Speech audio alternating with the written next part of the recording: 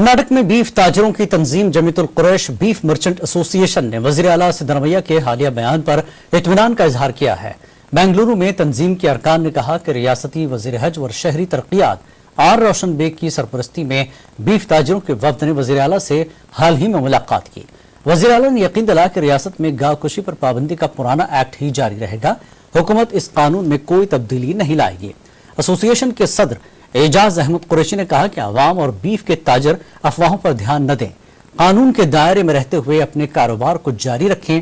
Beef merchant association ने तमाम beef की दुकानों के लाइसेंस रिन्यूअल करने, जानवरों के ट्रांसपोर्टेशन में रुकावट पैदा करने वाली तंजीमों के खिलाफ कार्रवाई का मुतालबा किया है।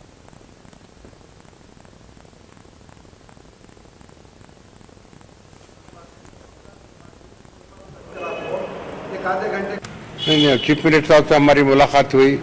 जो ये पूरा बैन कर दिया गया ये बोलकर जो ये अफवाह उठाकर जो परेशान करे हम ना, तो इस बारे में उनसे मिले हमें चीफ मिनिस्टर साहब से। जब चीफ मिनिस्टर साहब ने बोले कि 164 का जो एक्ट है उसे हमें अमल करती, उस पर हमें मानती।